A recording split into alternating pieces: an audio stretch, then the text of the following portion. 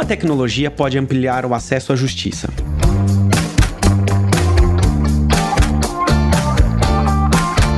Eu sou Leandro Ramos e este é o Juridicast, o seu podcast de marketing jurídico. Neste episódio, vamos falar sobre até onde a transformação digital pode ajudar a justiça a alcançar mais pessoas. Para debater esse tema com a gente, tenho a satisfação de receber aqui no Juridicast a Viviane Maldonado. A Viviane é hoje fundadora da Next Law Academy, uma instituição de ensino voltada para capacitação acerca da temática de proteção de dados. Ela também é autora de diversos livros e artigos sobre proteção de dados, Direito 4.0, além de ter sido juíza de direito do TJSP por 25 anos. Viviane, seja muito bem-vinda ao Juridicast. Muito obrigada, é um prazer estar aqui com você para contar um pouquinho da minha história e de arriscar aqui alguns palpites, para o futuro. O prazer é meu tê-la aqui, Viviane. E o que mudou na justiça, Viviane, em termos tecnológicos, desde quando você assumiu como juíza lá em Piracicaba em 1993 até hoje?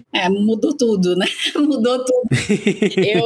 Eu passei no concurso da magistratura e assumi como juíza substituta lá na circunscrição de Piracicaba, em 93, muito tempo atrás, e eu costumo dizer o seguinte, e essa foi a minha primeira vara, vamos dizer assim, e a minha última vara, que foi em 2018, pouco menos de 3 anos atrás, era uma vara daqui da capital, Foro Regional de Santo Amaro, uma vara 100% digital, quando eu assumi essa vara, era uma vara nova, e na verdade nós começamos a receber os processos, já não existia papel, eu não tinha nem acervo mais de papel, então eu vivi de fato os dois extremos, eu até conto nesse livro que você comentou, é uma obra coletiva, e a gente tem vários temas, o Advocacia 4.0, o meu capítulo é exatamente, o uso da tecnologia em prol da justiça, e eu conto até algumas passagens, até do primeiro dia que eu cheguei para trabalhar lá em 93, que eu até falei,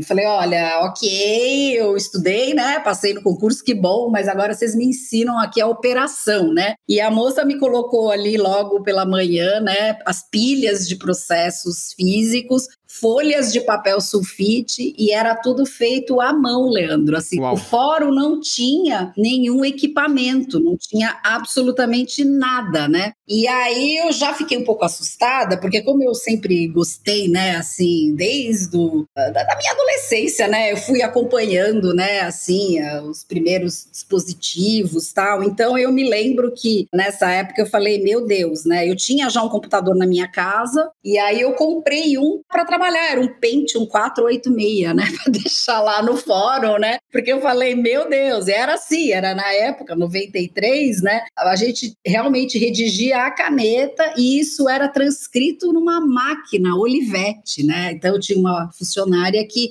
pegava o rascunho manuscrito e datilografava, E aí realmente foram 25 anos e eu acompanhei todo o nascimento, todas as transições que aconteceram dentro do TJ, E já nesses últimos 3 anos que eu já não estou mais, a gente sabe que hoje já existem projetos novos, então o avanço, 25 anos é muito tempo, mas se você pensar que em 25 anos tudo foi alterado, eu acho até uma velocidade rápida, porque é um ecossistema inteiro que precisou se adaptar quando iniciou a informatização, muitos advogados mesmo também resistiram, Toda mudança, ela gera um pouco de resistência. Os juízes resistiram, os advogados resistiram, e agora com a pandemia, a gente vê até mesmo as questões já muito remotas, e os tribunais agora devem alterar uma série de processos. Então, eu digo que 1/4 de século é uma outra vida, parece é outra encarnação, assim, sabe? É uma coisa muito louca, assim, porque realmente mudou demais. E Viviane, nesse contexto de mudança, a gente sabe que a justiça brasileira, ela custa bastante aos cofres públicos,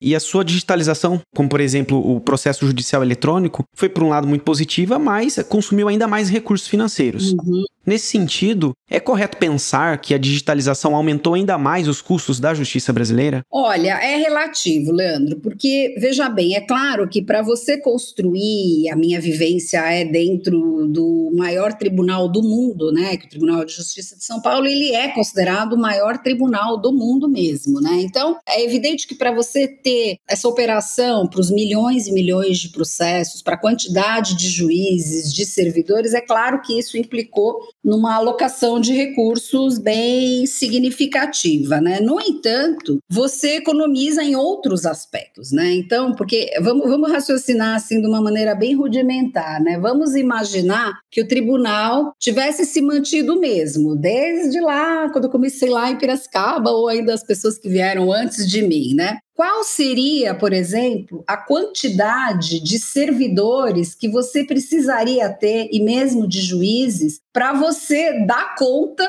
da quantidade de processos? Imagina o seguinte, se nós tínhamos as tarefas absolutamente assim artesanais, né? Então é evidente que uma única pessoa tem uma limitação, e justamente com essa possibilidade de replicação, isso sem contar na própria inteligência, né? Que, enfim, que também se alterou, não foi de imediato, mas ela foi evoluindo, né? Se você considerar que a automatização como um todo, né, ela economiza recursos pessoais, né, eu posso te afirmar com certeza que isso fez parte de todos os estudos do tribunal, no sentido de dizer, olha, nós vamos gastar agora, mas nós, a médio e longo prazo, conseguiremos aí ter uma redução de verbas, né, de recursos públicos. Perfeito. E para quem ainda não está convencido, né, quais são as vantagens dessa digitalização da justiça? Eu acho que, assim, são poucas as pessoas que hoje questionam isso, né? Claro, a gente ouve, às vezes, comentário assim, né? Tem rede social e isso, aquilo.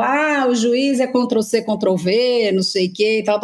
Mas eu pergunto, quem não é Ctrl+C, Ctrl+V hoje em qualquer tipo de atividade, de qualquer campo da existência humana, né? Então, você vai contratar um arquiteto, ele tem lá os projetos, é Ctrl+C, Ctrl+V, ele vai mexer aquilo que seja necessário. Você vai numa consulta médica, a receita que o seu médico vai passar é Ctrl+C, Ctrl+V, só que é individualizado para você. Então, é da mesma maneira, né? Então, eu acho que assim, existem essas críticas, mas elas não são críticas que se sustentam, na minha visão, porque muito embora a gente tenha a lógica da demanda repetitiva, hoje a demanda repetitiva é um termo técnico, inclusive, né? Então não deixa de ser uma consideração filosófica, né? Como é que se imaginaria o que o juiz digitaria? Então eu acho que assim, hoje, esse tipo de crítica é muito raro mesmo já, né? Pode ter uma pessoa ou outra, mas enfim, é a única maneira que é possível. E é evidente que por mais que você replique peças, salvo algumas matérias muito específicas, você sempre vai ter os tópicos individuais na demanda em si, né? Agora, eu acho que a preocupação maior hoje que existe não é nem tanto esse aspecto, né? Hoje as pessoas se incomodam um pouco, que era o que eu estava falando agora há pouco, com relação à aplicação de uma determinada inteligência nos sistemas judiciais, né? Então, desde questões preditivas até questões que podem envolver alguns aspectos éticos, esse tipo de coisa. E aí eu faço já assim uma distinção, né? Existem muitos projetos em nível mundial, principalmente para países que têm uma quantidade, um acervo muito grande de processos, né, em que de fato são desenvolvida alguma inteligência, por exemplo, para sugerir teses ao juiz. Eu não cheguei a pegar isso, né? Eu acho que assim, quando eu saí, havia um projeto experimental, mas eu não cheguei a trabalhar. No seguinte sentido, eu tenho aqui, eu abro meu computador, eu tenho uma sentença para proferir, que potencialmente poderiam ser sugeridas teses,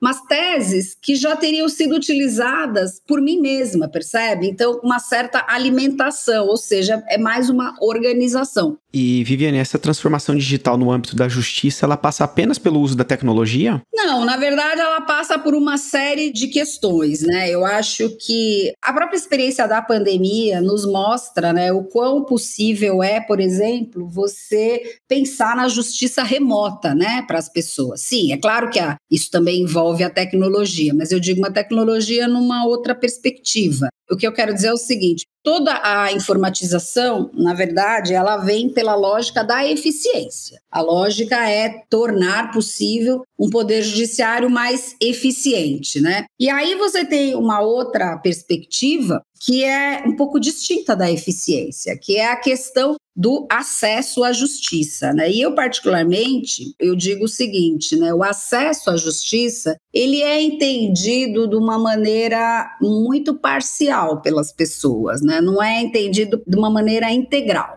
É assim, apenas as pessoas enxergam só uma parte das coisas, né? E eu me lembro que eu participei de um evento em Haia, né, na Holanda, em 2019, e eu fui palestrante lá de 2 painéis, né? E aí até era um evento específico de acesso à justiça, né? E justiça friendly, vamos dizer assim, né? E eu me lembro que até quando eu falei lá, causou, assim, um certo mal-estar, né? Tinha pessoas do mundo inteiro, porque eu falei, olha, na minha visão, né, eu acho que o acesso à justiça no Brasil não é tão impactante quanto a gente enxerga em outras partes do mundo, né? Porque, basicamente, a barreira, no geral, são os custos, né? É isso que os outros países colocam e a gente não tem tanto essa questão. É claro que se você for pensar em comunidades mega remotas, tal, é evidente que você tem outras implicações. Mas, por exemplo, nos centros urbanos, vamos falar assim, a gente não tem essa barreira econômica, até porque nós temos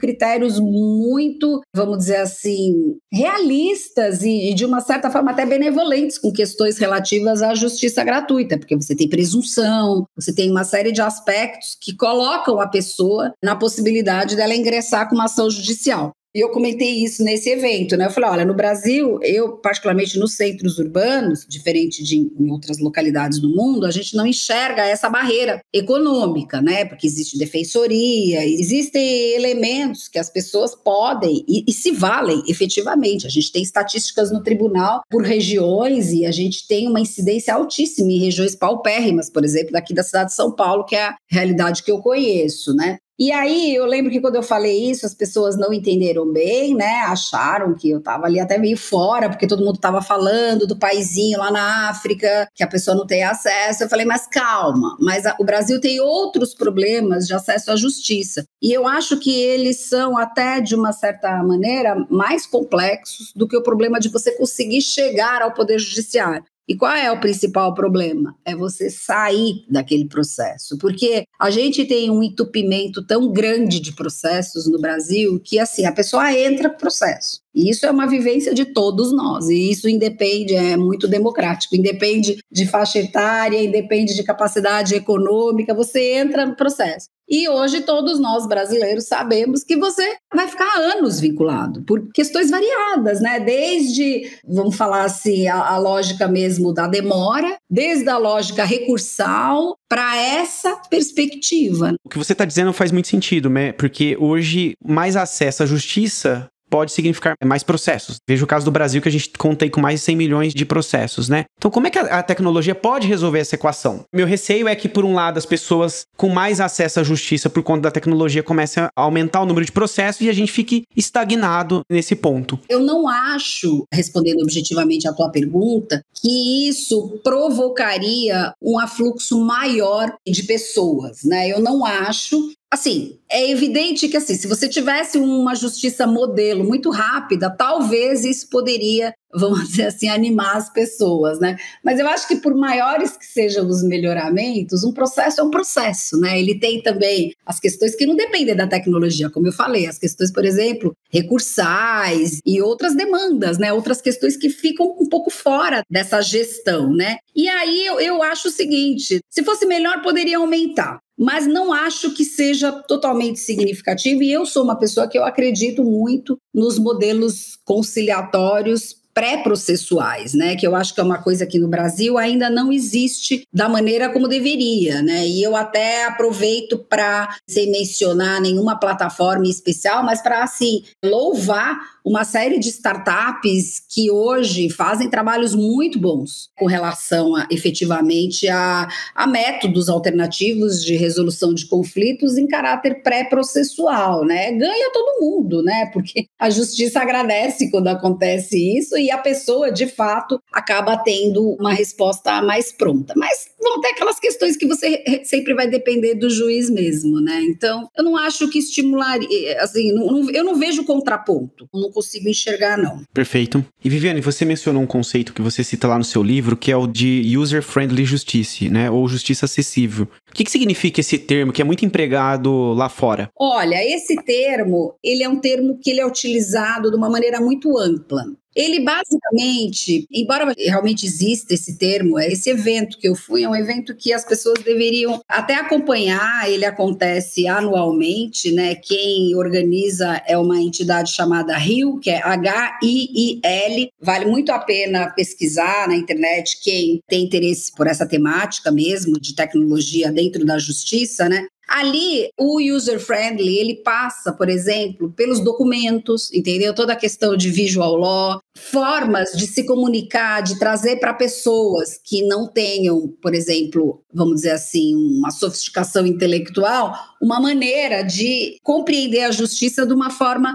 mais palatável. E eu nem falo de pessoas iletradas, né? Eu acho que a gente ainda tem a justiça é muito arraigada, né? A gente assiste aí até pelos julgamentos do Supremo, tal, palavras que pessoas não conseguem entender, né? Que não são da área jurídica e não são necessariamente pessoas, obviamente, iletradas, né? Então, apenas pessoas de outras competências às vezes têm dificuldades. Então, eu acho que esse termo friendly, ele designa uma série de ações que podem ser adotadas nessa comunicação que é feita com os usuários da justiça. Então, desde sites, as facs que possam ser colocadas. É claro que isso você não vai depreciar, você não vai degradar, por exemplo, a linguagem de uma sentença para você conversar como talvez você conversaria com o seu vizinho ou dentro da sua casa, mas é possível, sim, você encontrar um termo balanceado. Até porque não daria para você eliminar os termos técnicos e tudo mais, né? Não tem como você substituir a palavra autor e réu por uma outra expressão qualquer que não seja autor e réu, né? Então, falando assim, uma coisa muito evidente, né?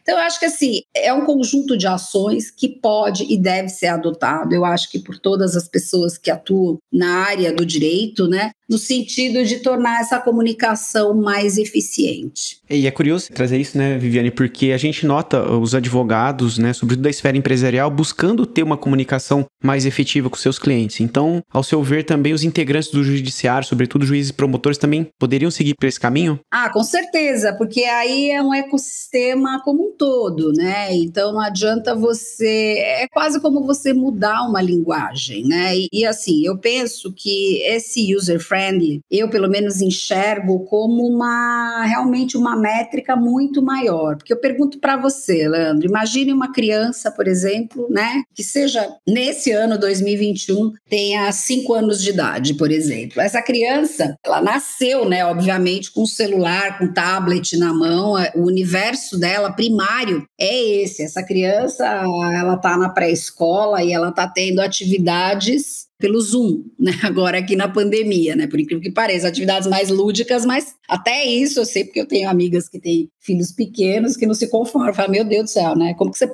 mantém uma criança? Mas é assim, né? E aí eu te pergunto para os advogados que estão ouvindo, né, a gente. Essa criança, no dia que ela completar 18 anos e ela, por exemplo, precisar de um advogado por uma questão qualquer, vamos supor que ela queira consultar um advogado por uma questão, sei lá, de uma startup ou alguma coisa assim, como que você acha que essa pessoa enxergaria esse advogado, entendeu? Então, assim, essa transparência, essa parametrização de serviços, eu acho que é uma tendência, né? Eu imagino que quem hoje tem 5 anos de idade, quando tiver os seus 18 anos, seus 16, 18 anos, daqui a 10 anos, com 15 anos, essa pessoa tem a expectativa de que se ela precisa de um advogado, ela consiga entender exatamente o que esse advogado faz, quanto aquilo vai custar, tudo de uma maneira muito mais assim transparente do que é hoje, né? E muito menos burocrática. Se essa pessoa passa a contratar um advogado, como é que ela vai fazer o acompanhamento do trabalho do advogado? Que tipo de ações o advogado toma para manter essa pessoa informada, quais os canais que utiliza. Então, assim, eu acho que os advogados que não se atualizarem, eles vão ter muita dificuldade de emplacar daqui a alguns anos uma boa fatia do mercado, porque hoje já parece inconcebível para mim, que tenho mais de 50 anos, hoje, por exemplo, eu contratar um advogado e não saber quanto aquilo vai me custar ao final,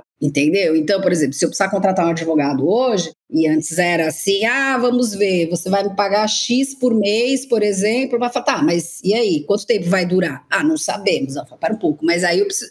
Esse tipo de lógica já não é mais aceitável, sequer para os adultos já old school, tipo eu. Você fala, não, peraí, eu vou te pagar quanto? R$5.000 por mês, por exemplo, sei lá, para uma coisa, imagina uma coisa complicada que eu tenho, e eu vou ficar pagando R$5.000 sem ter ideia de quanto... E sempre foi assim, Leandro. Sim. Sempre foi assim. Então, eu acho que essa parametrização, ela é necessária. Eu acho que hoje o mundo não aceita mais a falta de informação, sabe? Então, eu acho que esse friendly, ele passa por tudo isso. E é isso que você falou, é um contexto que ele tem que atingir todos os atores da justiça. O advogado, o promotor, o juiz, o servidor, o defensor, né? Todo mundo. Então, eu vejo como uma aproximação. E dentro dessa lógica, né, de evolução, dentro do direito e da justiça, vamos voltar à questão da tecnologia que você mencionou agora há pouco, né? Você acredita que o uso da inteligência artificial para proferir sentenças poderia ser um caminho para se reduzir o volume de processos e até trazer mais imparcialidade? Olha, eu acho o seguinte, eu tenho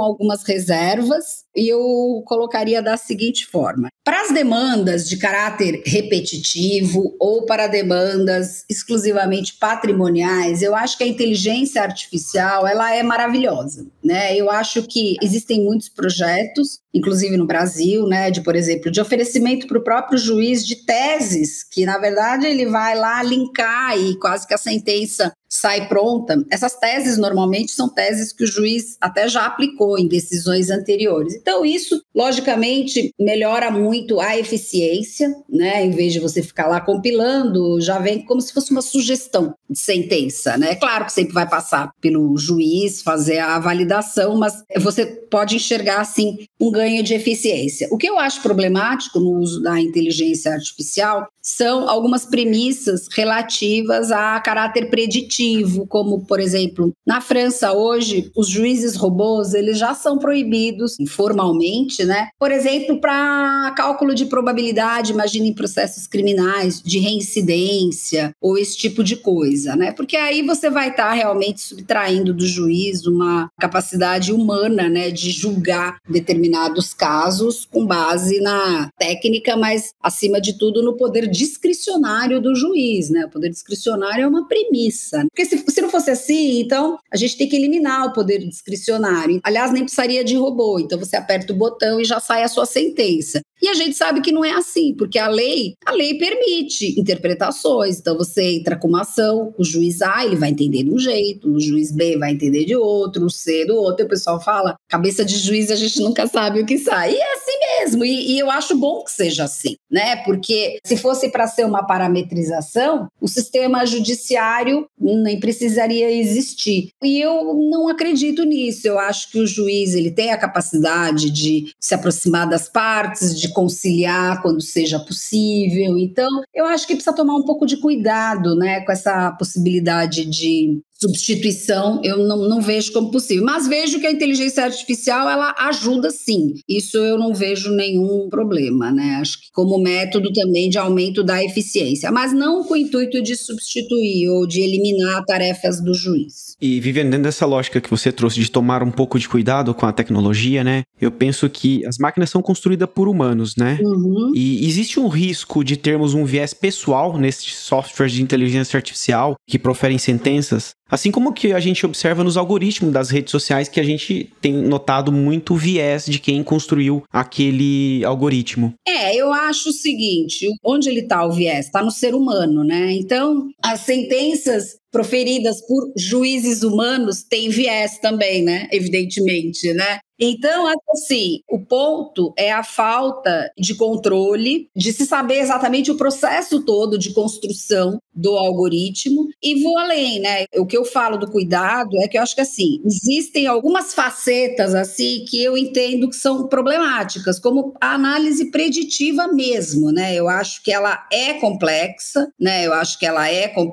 Tem essa questão dos bias mesmo, né? Sim, mas eu acho que onde mais bate no problema é na possibilidade de você... Isso tem muito impacto na área criminal, né? De você, por exemplo, como que você deixaria uma máquina decidir se foi a pessoa A, vamos dizer assim, que cometeu um crime ou não, por exemplo, né? Ou se essa pessoa A, tendo cometido um crime, qual é a probabilidade de ela reincidir, isso para definir qual que é a pena que vai ser aplicada. Então, eu acho que essas análises elas são complexas, né? Eu acho que sistemas de rating, sistemas de cálculo de probabilidade, eu acho que são imprecisos para essa finalidade. E Viviane, o nosso episódio vai chegando ao final com uma última pergunta. Qual que é o papel dos métodos alternativos de resolução de conflitos, os chamados ADRs, para se garantir uma solução mais justa e ao mesmo tempo também mais célere? É fundamental, né? É fundamental. Acho que o próprio Poder Judiciário agradece, né? E assim, entendo que, na realidade, é como eu falei, o que as pessoas querem é ter o seu problema resolvido, né? E eu até faço questão aqui de, sem mencionar ninguém, mas de elogiar inúmeras plataformas que eu conheço,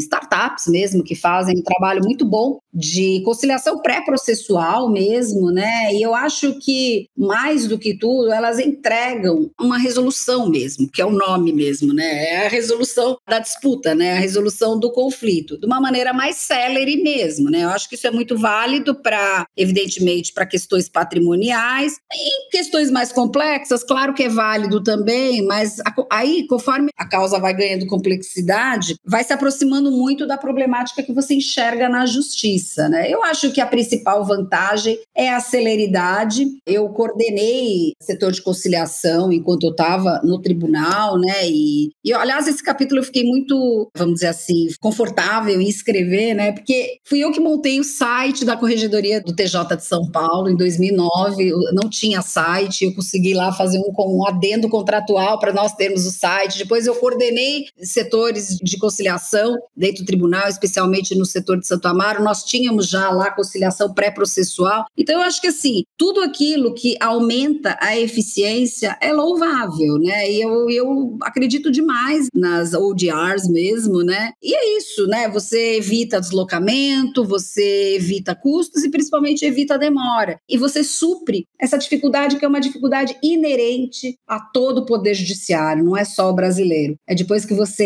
entra, é quando vai sair e o que vai sair, né? Então a pessoa espera, e aí ela pode ter obviamente, uma solução não agradável, e aí ela vai recorrer, e aquilo parece que não termina nunca, né? Então, eu acho que, nossa, é sensacional mesmo, acho que vale demais. Muito bom, Viviane. Eu gostaria de agradecer sua participação aqui no Juridicast, foi um prazer tê-la aqui com a gente, e eu espero que você possa voltar mais vezes pra gente falar também de LGPD, que é um assunto que eu sei que você domina bastante e que tá no seu dia a dia. Só marcar, Leandro, agradeço muito mais uma vez o convite, queria só deixar aqui um último recadinho, quem quer me acompanhar no LinkedIn, né, o meu nome completo, Viviane Nóbrega Maldonado, eu publico lá todos os dias, né, materiais em geral, né, muito de proteção de dados, como o Leandro está falando, mas vai ser um prazer me conectar aqui com os ouvintes do podcast. Muito bom, e a gente vai deixar o link do perfil do LinkedIn da Viviane na descrição desse episódio.